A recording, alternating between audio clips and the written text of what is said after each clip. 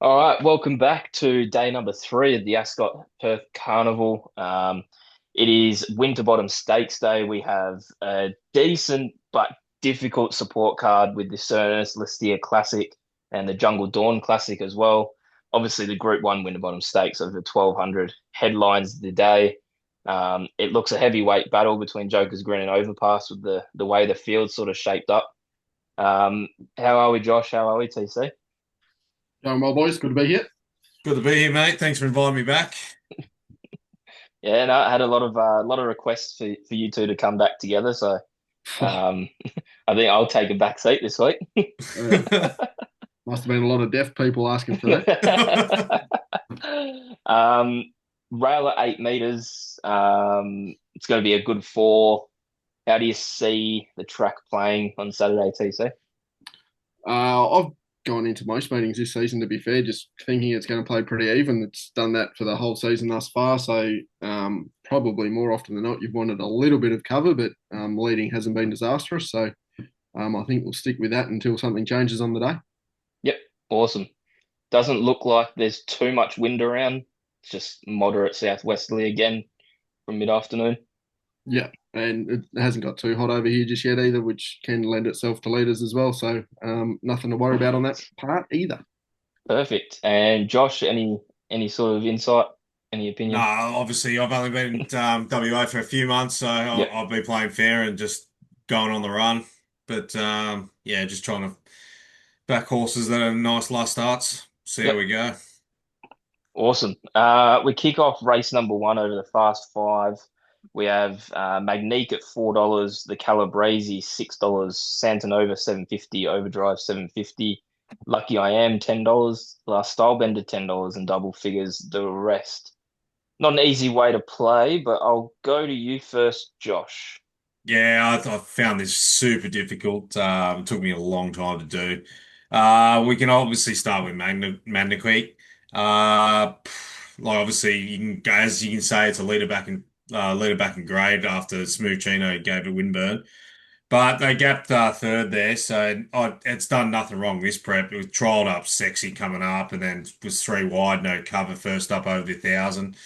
So it's coming back to the 1,000 here, which yeah, I don't mind. But there's a lot of runners here that trialled awesome too, like Santanova trialled awesome. I know Barry 13's a bit of yucky. Lucky I am. I've probably got as the best trialer coming up in this race. Um, and another one is art sessions. And, I didn't like the Calabrese back in the provincials last start, how it raced on. So I can pen that, but dead set couldn't pen anything else really. Even Surfside Sessions on the 6 day backup got pretty unlucky on the fence there in back of the provincials at Bunbury. But I still, yeah, I'm going to leave this one out. Yep. TC, how'd you find this? Fair bit of speed engage. Yeah, that was my worry about Magnique. Obviously, drawn sort of middle. I would have liked it if you can guarantee that she's going to find the fence or she's going to find outside lanes.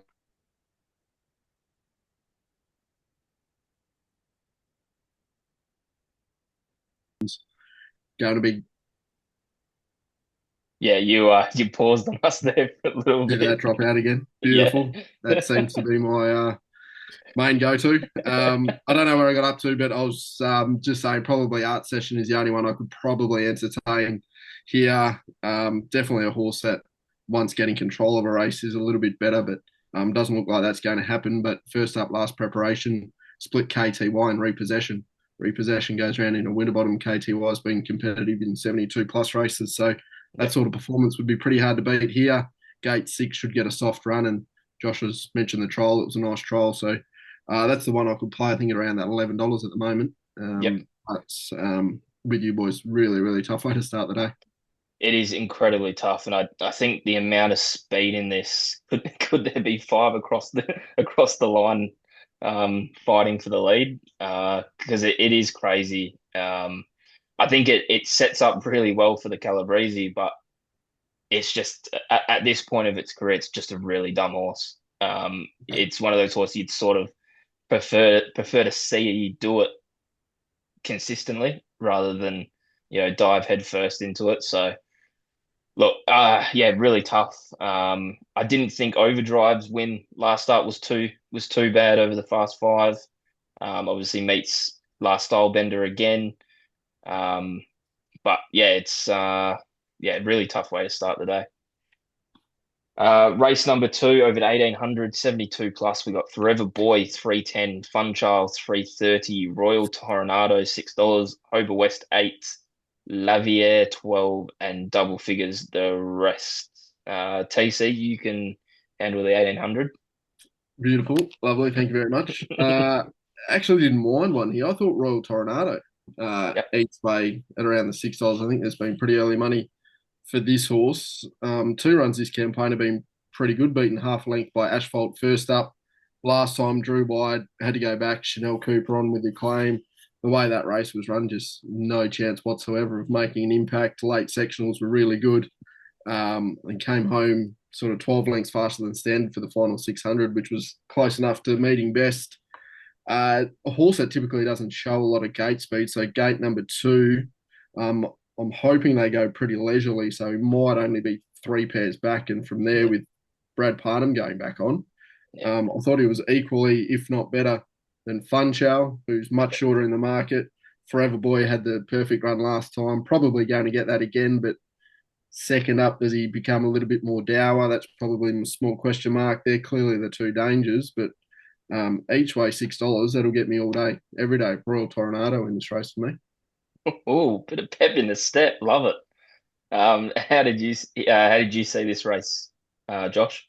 I'm actually on the same boat. Yeah, Royal Oh, Tornado for me. So 1800 is not my cup of tea, but yeah, well, 2 weeks ago, 2 weeks ago, I said, one of these horses in these same colours had a formation lap. This one had basically had another formation. This one had a formation lap, last start in that same race that Funchal and Forever Boy came out of. And I love the way it hit the line. Yeah, obviously the danger is Forever Boy, as Taylor mentioned. I'm not really. I think 2 weeks ago we mentioned Funchal going back in distance, and now it's yeah, going back up to distance. So, yeah, it's obviously a danger, but I think Royal Tornado each way is the bet for sure. yeah. Fantastic. Bases covered. Race number three over the 1400, 66 plus. We have Awesome Boy at 250, been well backed early. We have Fast Harry, who's put four in a line together at 265. We've got Sir Dreamalot coming off a strong win last start at $9. The Horseman 12, Yarra Lee 17, and high double figures the rest of them. Josh, I know you're particularly excited about this race. Yeah, I've probably got Awesome Boy as my best bet of the day on this tricky program, to be honest. But I love what it did 7 days ago. Yeah, Leading in front, took a while to get across, finally got across, and only just got done by Noteworthy, who's probably had a PR in the race. yeah, And in the start before that, it ran into a Dubai's daughter who was, so quick over that 1200. So I think this is the bet of the day for me. Obviously, we got Fast Harry wrong the other week, but Barrier 10's going to go back again. So I'm happy to take Awesome Boy with the map position here. yeah. Awesome. I completely concur with everything you just mentioned. Happy to take on Fast Harry. Happy to be with Awesome Boy. TC. Yeah, I'd love for the content to try and go the other way and make it exciting, but I'm with you two boys. Josh has hit the nail on the head. I thought I had to do a little bit of work last time. Now I'm not too sure where the pressure comes from. If you're on Fast Harry, you'll be needing someone to maybe race outside their pattern and put a little bit of pressure on. Awesome Boy, you're going to be giving up probably 5 lengths to that galloper who's in really good form. Peak rating, third up last preparation, gets to the races, third up here. On Saturday, ticks a lot of boxes. If the first two races and the leaders are going well, I can see probably Awesome Boy starting nice and short. Yeah, Yeah, hard to go past him. yeah. The good old fashioned golden switch as well. Barrier 10 into barrier 2 just bounces straight to the top. Race number four, it's the Tab Touch Regional Championship. Road to Ascot, 1200 meters. Dreamers Never Die, 290. Wine O'Clock Somewhere, 390. Bolter 4, Leonardo de Grey, 750. And it's a big jump to the tail of the field. TC. Nah. Josh. What do you Uh, want me to say? My oh God, wow. Ken, this is the time we go and grab a beer. What the hell is this? Oh, How do you if link the you've got to first bet round of the Newcastle, you've market? done well. Jesus. Oh no. That, yeah, the first round of the market's the only dangers I see. And, Bolter's got 61 again, 12. It's going back. So it's going to be set a task. 1 o'clock somewhere was obviously, you know, very impressive winning at Albany, which, yeah, it says it's Albany. I obviously believe the Kalgoorlie form's the best here. And I like Dreamers Never Die. It's got the right booking of the jockey is obviously Lucy off, but yeah, I wouldn't suggest it as a bet at around 290. But it's definitely my top pick. But yeah, if you're bored, yeah, it's probably if you're a non-drinker, yeah, you probably have to bet. But yeah, it's probably time to get a beer. Yeah, I couldn't agree more. Race number five now. I'm excited for this. This is the Sir Ernest Lestier Classic over 1400 listed grade for the 3-year-olds. We have Hot and High 270, Sherpa Express 330, Schnitzel Latte 550, Mardusa 650, Land Franco 13, and high double figures the four, other five. TC, let's go to you again. All right, this is a little bit more friendly. Yeah. Uh, Hot and High couldn't have done too much more. I think deserved favouritism, sort of in 100% market mark around 260 for me as well. Going to get Yeah. every possible chance from the draw. Lucy Sticks down to 53 kilos, shown a nice turn of foot. The form out of the last start effort hasn't really stood up just yet, but won that race by 3 lengths. So you could argue that Hot and High was in a completely different race to the rivals. I think Yeah. sets up well, still on the up, whereas a few of the main dangers outside of Sherpa Express have probably gone through some pretty high class racing and at the end of their campaigns. I thought they were probably the two. Sherpa Express clearly in the Placid Arc was very good. Got the brakes at the right time down the middle of the track, hit the line hard, suggesting 1400 metres. There's going to be no worries there. If there was a knockout, didn't mind the run in the champion fillies of Riva Aquarama. I thought Up on Speed did a pretty good job, did a little bit of work early to find a spot. It's going to get a soft run. So I think was around that sort of $15 mark. I think Yeah. if you're trying to find something at double figures, she might be the one, but pretty keen to back Hot and High in this race. Yep. Josh. Oh, I found this race impossible. I've got notes on the first 7 in the market, so that's really good, trying to split all them. But like TC said, I think River Akrama's run in the inversion of the field, they went fucking so quick in that Mm. in that mile race. So yeah, mile race, and it's gonna back to the 1400. It's gonna suit them all. So I if I'm going to suggest something, it's something small each way. But Hot and High, what more could it have done last start? Yeah. It was unbelievable. So, yeah, this lightly raced, all these lightly raced horses, yeah, too hard for me. Too hard Yeah. to split. Fair call. I'm chips in. I'm buying stock in Hot and High. I think its first 2 runs, obviously, of its career have been dynamic. Northern Wind was great, and I sort of looked at it. And I was like, okay, well, what's it beat? Then I look. Then you only have to go to the midweeks, and it's like, okay, it's probably got a fair bit of talent, and they've done a really really good thing to just give it time between runs. Come here to the 1400, which I think natural progression 1000 to 12 to 14 is going to suit. Barrier 3, like TC said, is going to get all the favors. I really don't think there's much else that it could have done. You've got form lines behind it in terms of the other horses. So Sherpa Express and Itzalade are tied in together. You've got a couple of horses coming back in trip. Land Franco has done really well this prep as well, but it's just not to the style of Hot and High. I really think this horse might be one out of the box. I wouldn't be shocked with the way the times came out of the winner at Belmont that she might even get a little bit more market support late in the day.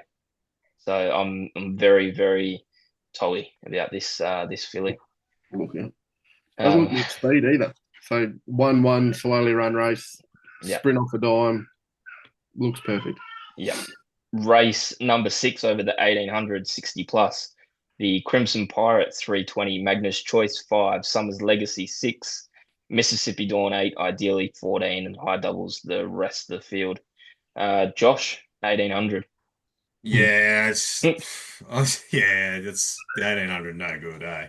No, But you know, the only notes I had on the runner was the Crimson Pirate. It's a maidener, and I was like, oh, we might get a price for this. Yeah, 320. Too good, too good, too good. Then, yeah, I can't chime into that price, but it couldn't do much more last start. It took off early. First, what's that other lightly race, Westbound. It's Yep. pretty impressive against it.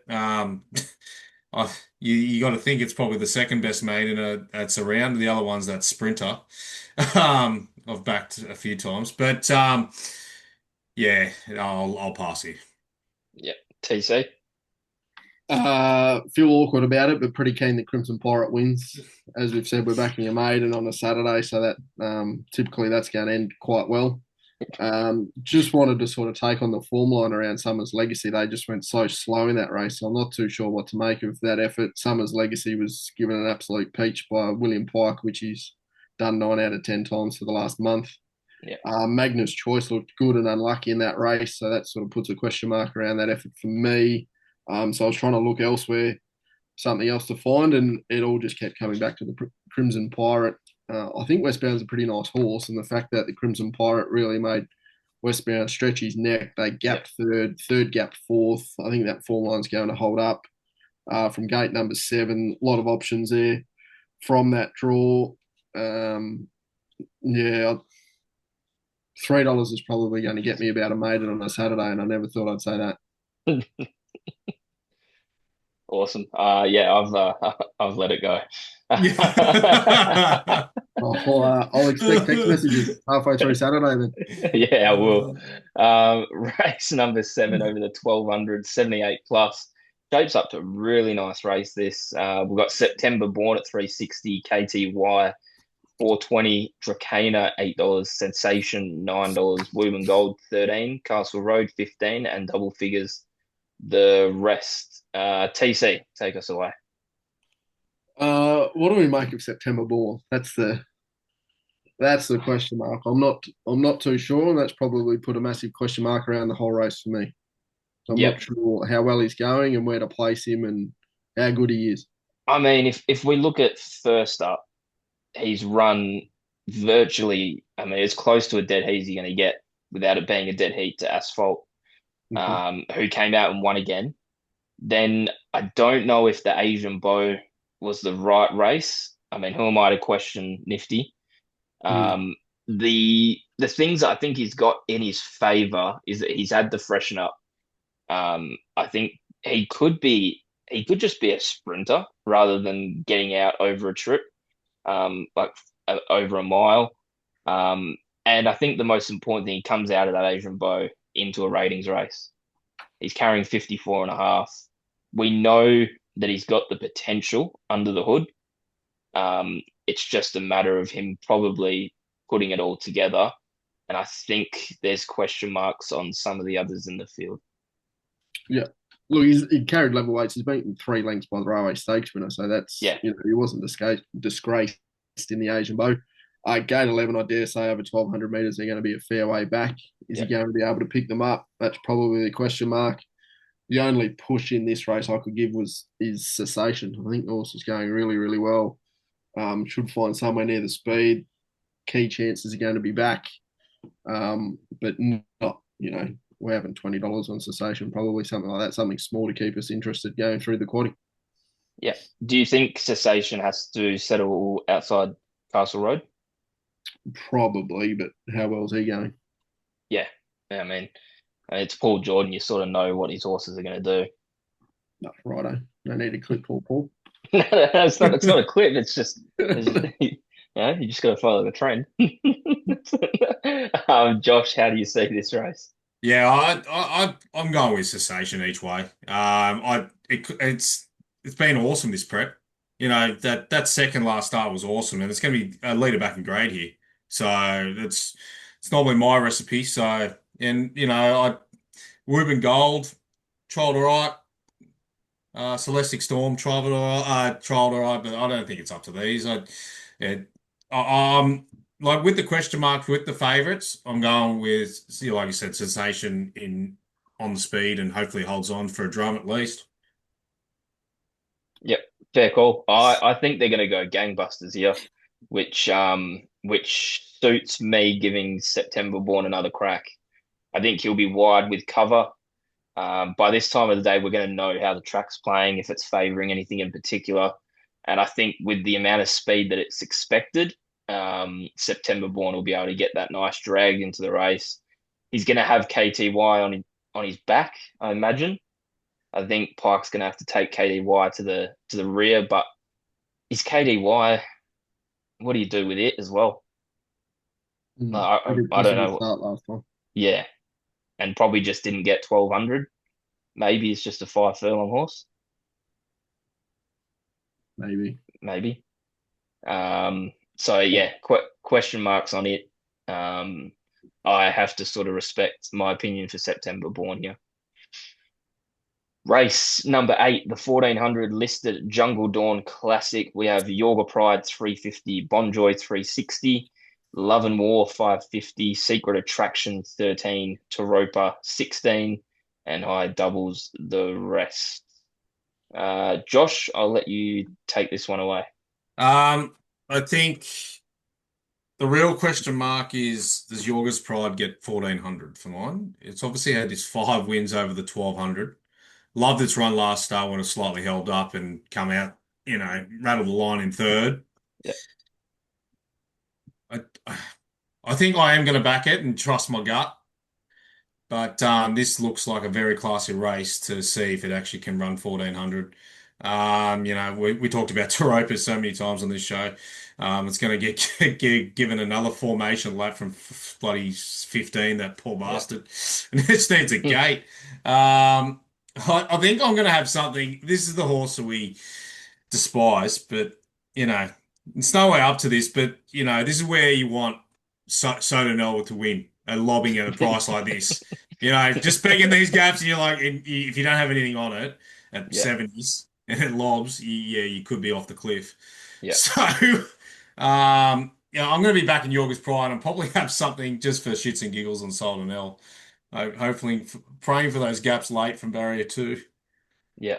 We'll get a pretty good guide on the Yorga Pride with how the first two of that race last That's start right, yeah. come out in the previous with Dracana and Cessation. TC. Yeah, I'm going to be doing a fair bit of praying as well because I'm going to back Taropa. Need some sort of luck from out there. Like my first up with 61 over the 1,000, couldn't have done too much more hitting the line. Last time again, had to go back, was beaten a length. I'd argue maybe the run of the race outside of Yorga Pride, who wasn't fully tested. If we're able to find some sort of luck, not too far back, 3 wide with a little bit of cover, I just think she's going too well to let go around at double figures. Yep. And then the other one, I'll probably wash my mouth out after I say it, but I'm going to have something on Earthstorm as well at 20 to 1. Made some ground down the middle of the track. Our good old mate, Russell Stewart. I'm sure he'll be tuning in. Go Pies. But I just thought the run first up, no trials, good. 1400. We don't have to have too much on it. 20 to 1 to make it little bit of a profit there. Hopefully, they're making ground down the middle of the track because both of those runners will be doing that. I just thought Yorga Pride was a little bit short, and then Bonjoy, how well she going? And then obviously there's a clear question mark around Love and More. What sort of run she going to get in this race? She could probably be pretty unlucky, but her runs as prep have been good as well, but just couldn't map her. So I'll have something Yeah. on those two at double figures. Yeah. I mean, I feel like this might be the easy choice, and it's just a matter of best horse in the race being Bonjoy. She's 7 from 14 over 1400. Um, she's coming out of the RJ Peters. She'd been running behind, Watch Me Rock, and she was within a length of it. Mm. Carries 58.5, Chris on. I don't see that being any particular negative. I think can settle maybe midfield with cover. And yeah, we'll get a good guide to see whether or not she's back this prep or not, because obviously last prep was as close to faultless as you'll get. Um, and she's a line finder. Yeah. Um, so yeah, question marks. But yeah, she brings some pretty stylish form into this, where you've got a lot of the other runners that are all tied into that jungle mist. This is her grade. Yeah. Race number 9, it's the feature of the day. It's the Group 1 weight for age Winterbottom Stakes over 1200. There's going to be opinions divided.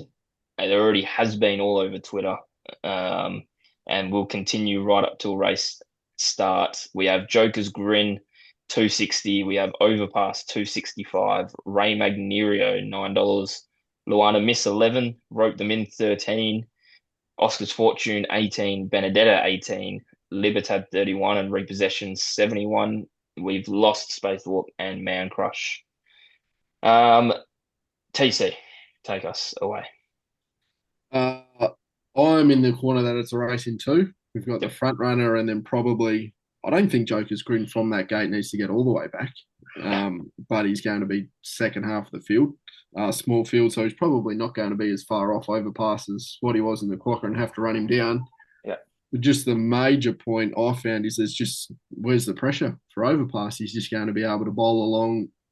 Josh Parr run at the speed that he wants to run. Every time he's come to Perth, you think, geez, there's a lot of pressure. How's he going to handle it? He comes here and he wins. He rates through the roof every time he comes to Perth. He's going to lead. He's going to be able to find the part of the track that he wants when he comes around the home corner.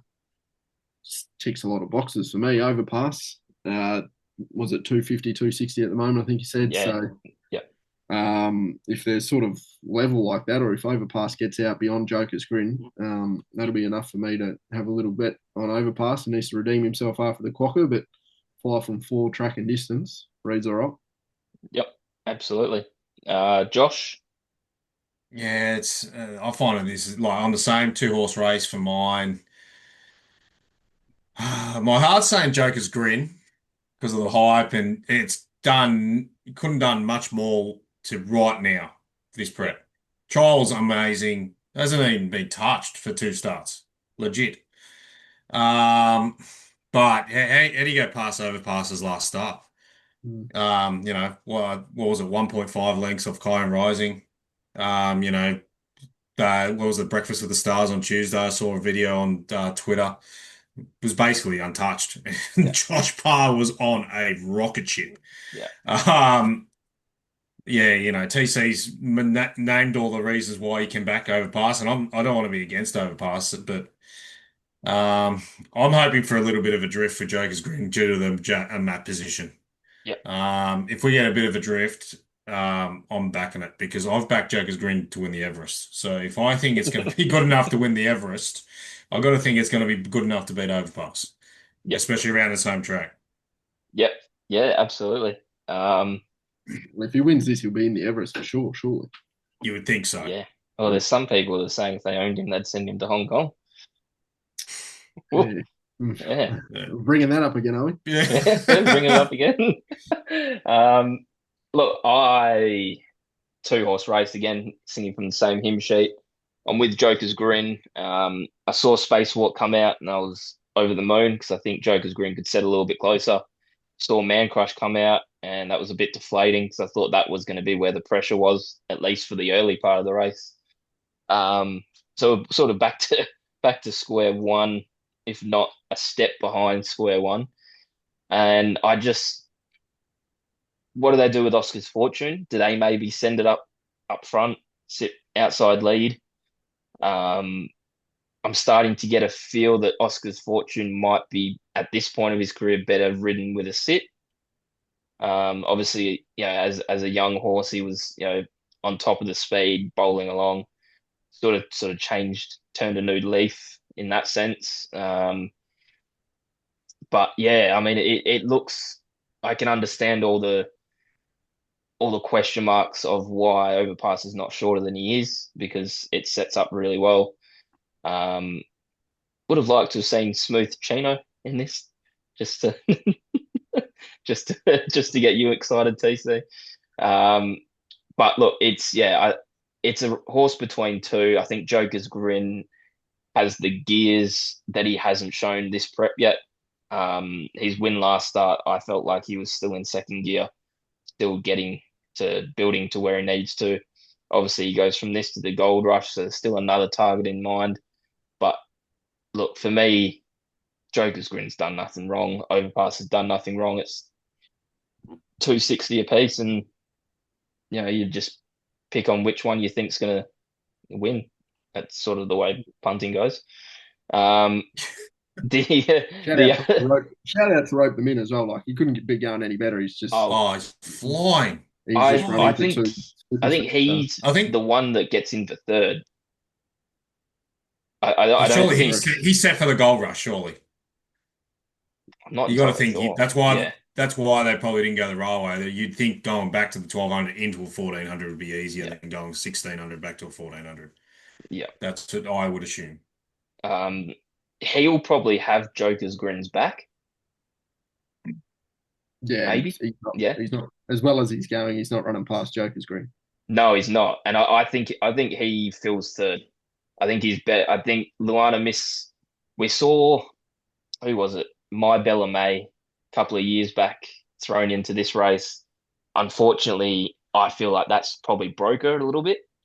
I hope it doesn't happen to Luana Miss because Luana Miss just looks special. Her point to point speed's really, really good.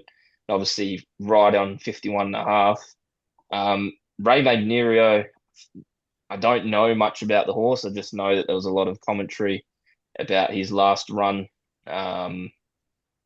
during, was it the carnival? So I think for me, it's Jokers, Overpass, and Rope them in.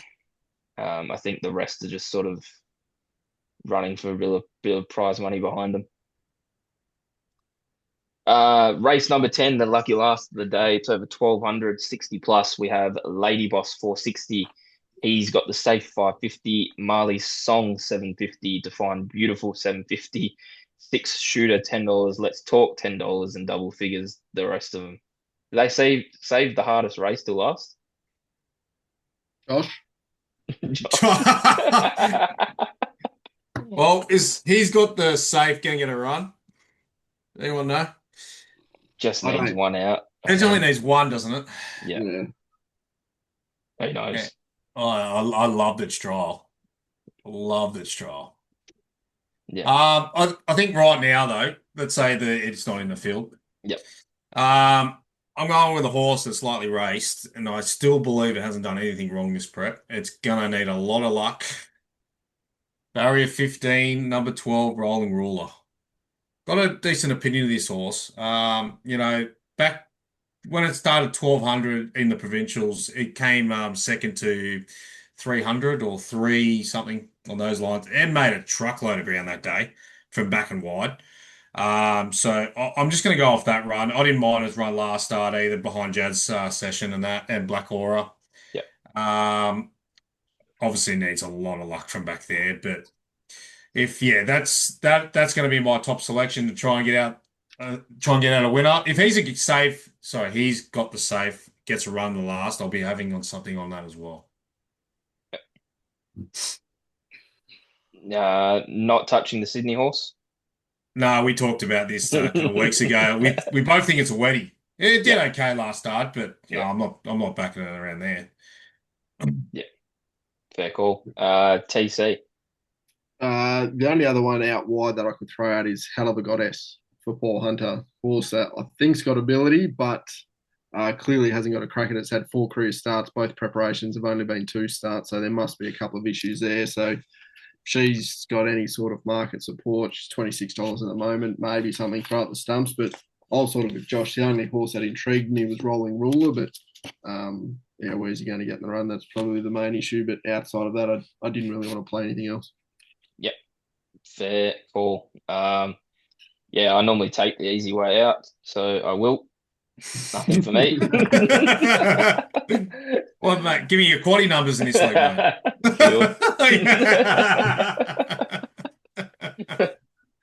Sure. All right. Best bets on the program. I feel like there's a couple, despite how hard it was. Josh, I'll go to you first. Awesome boy all day, baby. Yep. Love it. Yep. TC. Royal Tornado in the second, Yep. and Hot and High. Lovely. I'm joining in with both of you. It's race number 3, Awesome Boy, and race number 5, Hot and High. So as long as you boys go all right, I'll go all right. Yeah. I wouldn't be following me at the moment, but awesome. Yeah, that's a wrap from day number 3 of the Pinnacles, Winterbottom Stakes. Obviously, we're all cheering Joker's Grin to make it another win against Overpass and step number 1 to the Everest. Did you forget Taylor was still here, did you? yeah. No, yeah, well, yeah. I mean, he's a Collingwood fan. He sort of likes the East Coast. Got the shirt on still from 2023. All right. Thank you very much, gentlemen. Go well. Thanks, boys. Cheers, mate.